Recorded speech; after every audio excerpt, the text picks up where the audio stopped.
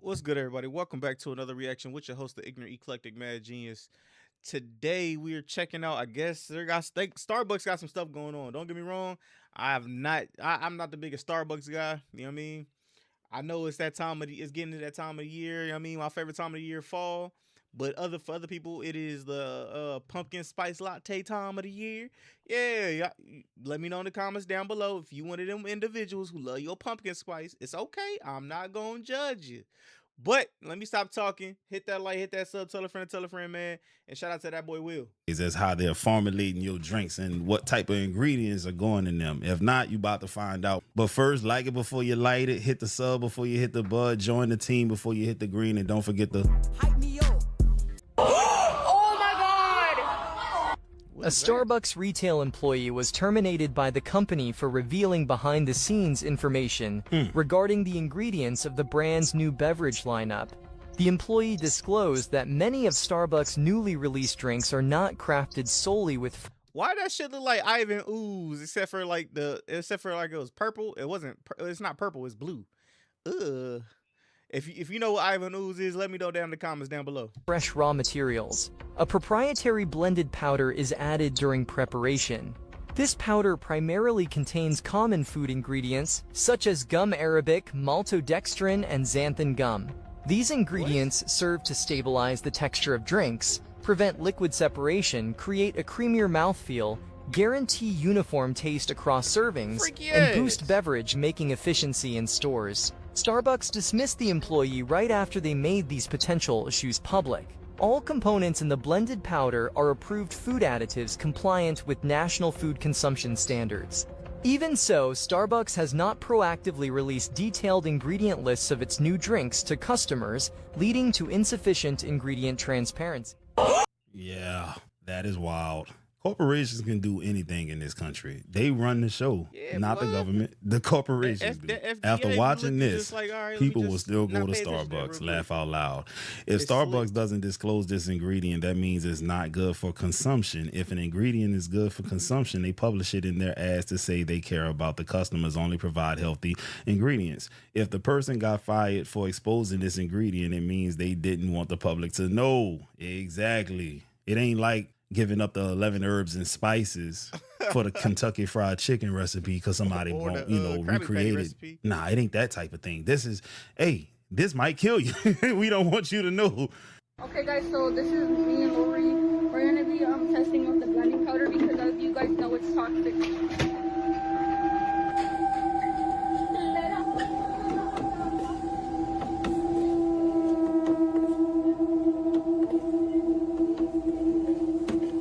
Bro, you're gonna die of cancer. She said we're gonna die of cancer, y'all.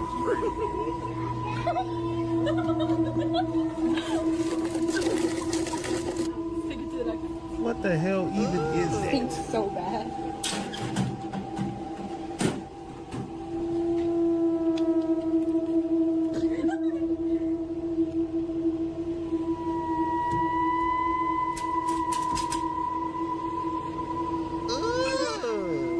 Okay, now recording.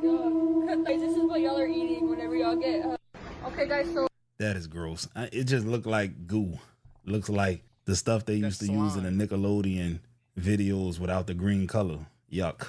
Quick question. Do you know the ingredients for the pink drink? it's just gonna be strawberry acai and then coconut milk and dried strawberry pieces. Okay, thank you. Well, as you heard, she said the ingredients were strawberries, freeze-dried strawberries, and coconut milk. But if we take a closer look here, gellan gum, corn dextrin, guar gum, guys, those are all inflammatory ingredients. You do not want to be eating those. They will inflame your gut and cause inflammation. So be careful when you're going to Starbucks. And if you're going to drink this at all, make sure it's in severe moderation. They put all of that kind of stuff in diet drinks, Diet Coke.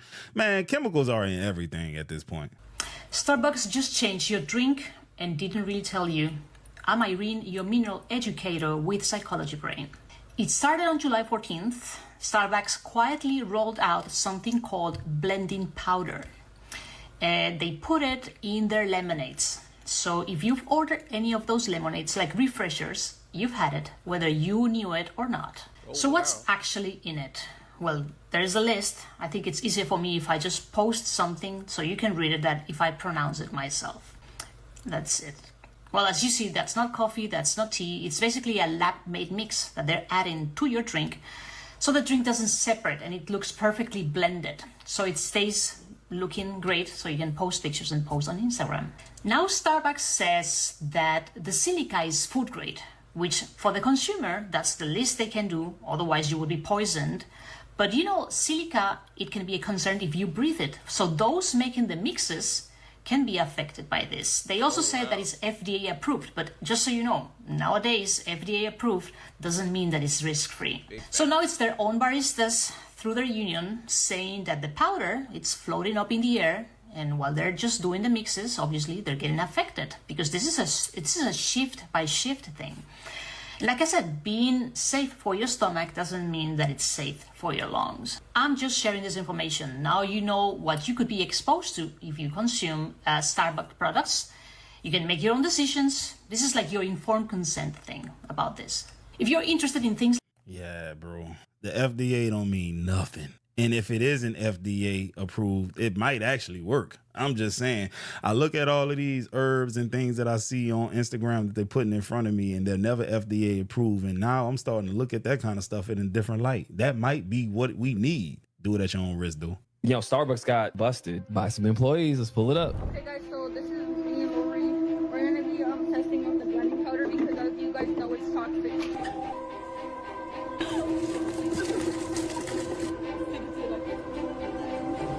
Stinks so bad. It was making a weird sound when they're blending it. It was clanking. It was clinking. So they have something called silicon dioxide in these drinks. So silicon dioxide is actually dust, like sand, and like quartz dust, like rock dust that you would find at a construction site. But the FDA says it's safe for human consumption on a very small level.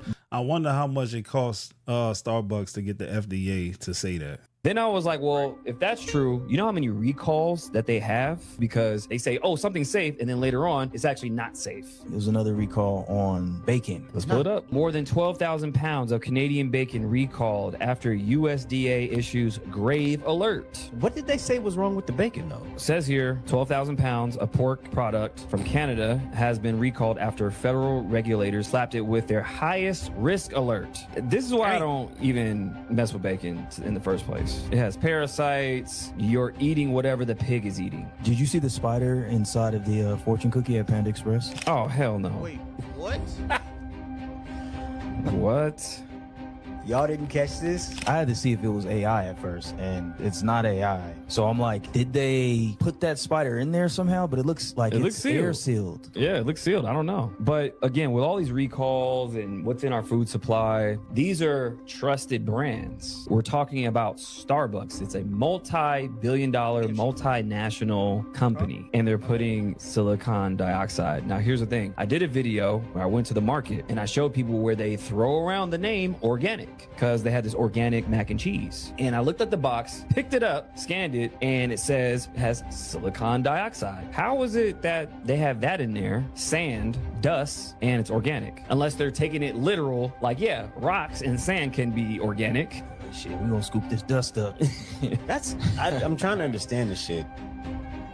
How can macaroni be organic and sit out on a shelf, like, and not go bad? You know, that's kind of wild to me, bro. If it doesn't deteriorate and decompose, how can it be organic? They put these preservatives in there so that they can have it, you know, increase the shelf life. These fast food restaurants do not have our best interests in hand. I keep warning y'all, but y'all don't want to listen. So they're saying that Starbucks is putting an ingredient in their drinks called silica, and it's making a lot of people sick.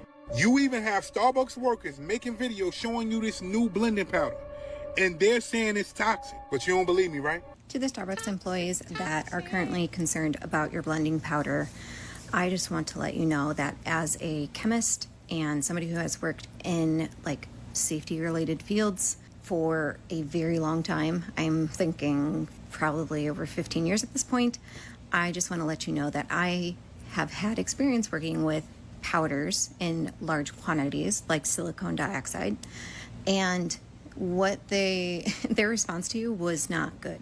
I do want you guys to very explicitly ask them for an SDS of the component that is mixed into that blend that is of concern, And huge, huge, huge. Do not ask them for particle size. Ask them for particle size distribution. Particle size distribution, like if you just ask for particle size, they can just give you the average particle size. So you could have particles that are way too small, but you got some really big ones, because from what I've read, that powder is amorphous. Amorphous meaning like they're not all uniform little particles, like they're all different sizes, right? Okay. Which amorphous is considered safer for inhalation because it's less biologically active, but also that means your particles are of different sizes. So if they give you the average particle size, it may be an acceptable particle size. But if they give you the distribution, and any part of the distribution is at a size that is not acceptable, that is a very, very different thing. Because so in other words, if y'all know what a bell curve is, it does this, and it, right? In the middle at the top, that would be what, the median or whatever. But you have the extremes on each side. On the left, you would have what I would assume the smallest of the smallest particles. And on the far right end, you would have the biggest of the biggest particles. And what she's trying to get you to do is ask, on that big side, what is the distribution? Like, how much of those big ass particles are mixed within the, you know, the overall particles? That number could be huge, right? You could have like the average size being X, but you can have a great deal of particles that are 2x, 3x, 4x along that distribution curve. So, man, I hope that made sense to y'all. Average can be acceptable and distribution size cannot be. So please ask for that. That's wild. As you guys can see, I'm at the Bucks, right? I just dropped a bowl of silica powder on the ground. And they're not joking. My chest feels tight.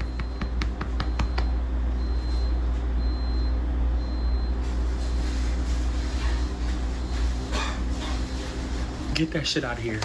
Y'all hear the people in the background coughing? Like, seriously, I'm actually scared, because what the fuck?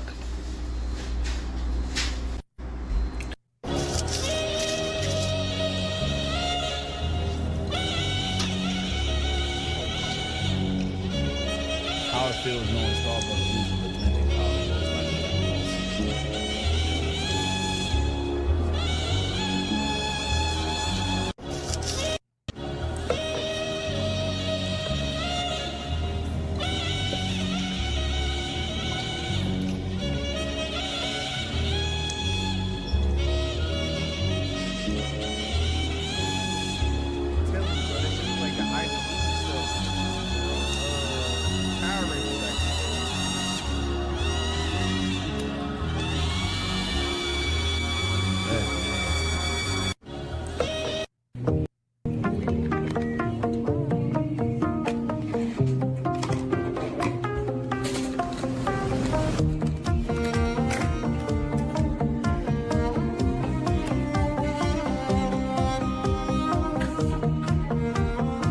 Look at all of that. You breathing that in. Damn. That shit's still going. Dog. There's no way possible you're not breathing that in. There's no way.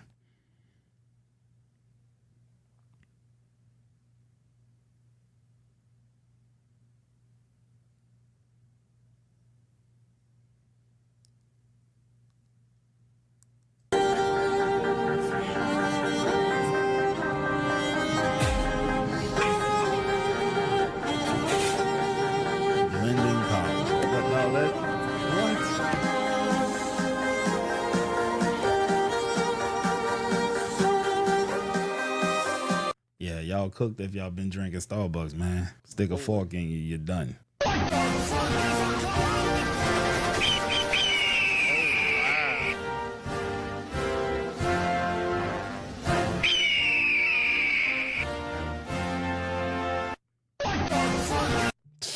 Look like hives to me. That's Disclaimer that I'm not currently working at Starbucks, but I did 4 years ago. I believe Starbucks formulated the Silica Death blending powder so that the blended refreshers would not separate as much, which is absolutely ridiculous because it's a blended ice drink. It's going to separate and it's going to melt. But this is all going back to Starbucks being fast food and us not opening our eyes and realizing this fact. Have you noticed that anytime you get a drink from Starbucks, whether it's a pink drink, whether it's a latte, whether it's a refresher, whether it's blended, these drinks separate and look undrinkable if you don't drink them within like 30 minutes? Because that's the thing about fast food. When you go to Taco Bell, when you go to McDonald's, when you go to Wendy's, if you don't eat those items you get within like 10 to 15 minutes, they become damn near inedible. Get the food fast, and you need to eat it fast because it's not really food the way that these big food companies are selling them. They're more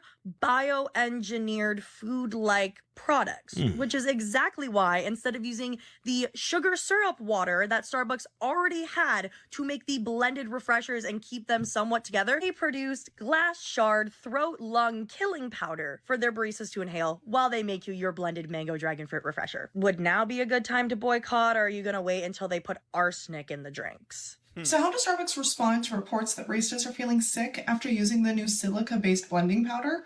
They dodged the issue entirely. To run it back, Starbucks introduced new drinks that require a blending powder that's raising concerns. Since it was introduced, videos using the powder have gone viral. Hundreds of baristas shared their bad experiences, and our union inquired with the company about what our members have reported.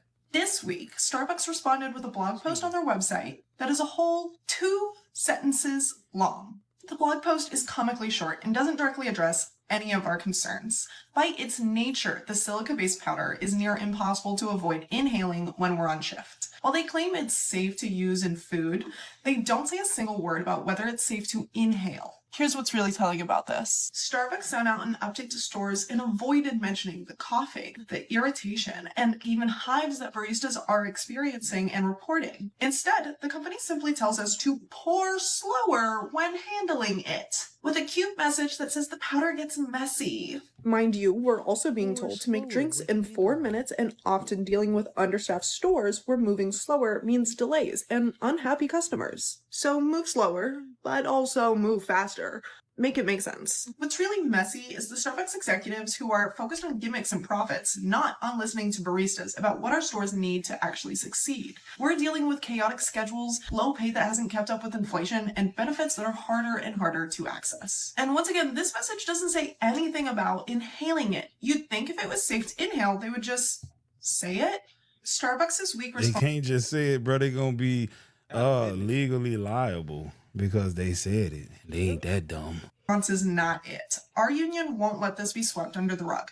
We've already formally requested vital safety information and demanded to bargain over the change. As a union, we have the power to hold this company accountable and make sure they're not putting any partner's safety at risk just to drive profit. If you're a customer, don't shop at Starbucks until the company finalizes a union contract with pay, staffing, and protections that we need. And if you're a Starbucks partner, there's truly never been a better time to organize your store. So there is a real concern with this, and it actually is confirmed right here. One of the main things in this is silica. That's silicon dioxide, and it's used as an anti-caking agent. It prevents the clumping, but it's being used in this blending powder. Inhalation is a real issue. The fine silicone dust can become airborne as a powder when it's scooped, and repeated inhalation of certain forms of silica is linked to serious lung conditions. So this would back up what the baristas are experiencing. They breathe this stuff in and they're coughing, they get headaches. It's not good. Here are some of the other controversies with a lot of this ingredients in this blending powder. This is not something we should be eating. This is not something we should be drinking. Our food is a science experiment, and this has to stop. This is not healthy. So can you say that you're really surprised? The union just demanded to bargain and get more information from Starbucks over their new silica-based powder. Our union just demanded to bargain and get more information from Starbucks over their new silica-based powder, including a demand for the OSHA required safety data sheet. So I'm going to explain to you what all of this means and how this might be impacting the health of Starbucks baristas. So last week, Starbucks launched this new ingredient that baristas have claimed made them sick. While the blending powder ingredient is listed as food safe, it tends to become airborne. So whenever we empty the contents of this package into a container to put on cold bar and we're scooping this powder into the blender, a big cloud of dust gets inhaled by us when we handle this to make these drinks. We've gotten comments where partners have said they've gotten headaches, sore throats, coughing fits, and even hives. On top of this, in-store Starbucks AI system tells baristas to avoid breathing dust as inhalation may cause irritation to the respiratory tract. Even though there were no warnings about this on the blending powder packaging, and the company isn't training us on how to safely handle this powder. That's why having a union in your store means that we have the power to hold the company accountable. Things like this shouldn't happen. Starbucks is legally obligated to bargain with union baristas about the changes that impact our working conditions. Starbucks keeps adding all kinds of things to our job, and this is so much bigger than the blending powder. We need a say in our workplace conditions, hours, pay, and other protections. So we'll keep you posted on what happens with our demand and what further steps we're going to make sure that every union partner feels safe on the job. If you have questions, whether you're a union barista or you're at a not yet union store, hit the link in our bio and get connected with an organizer who can answer questions that you might have. Hey man, listen, this page is called SB Workers United, bro. Chances are some of y'all who watch this video or come across this video, y'all either may work there or y'all might have a daughter or a son that works there. Either way, man, this is important, man. This is crazy. At this point, I'm trying to figure out, are there any corporations that give a damn about the employees or the... Let me know what you think in comments down below. Have you eaten Starbucks? Are you a big fan of Starbucks? Will you continue to go back? Do you really even care? Let me know in the comments down below. Hit that like, hit that sub, tell a friend, tell a friend. I'll catch you on the next one. Peace.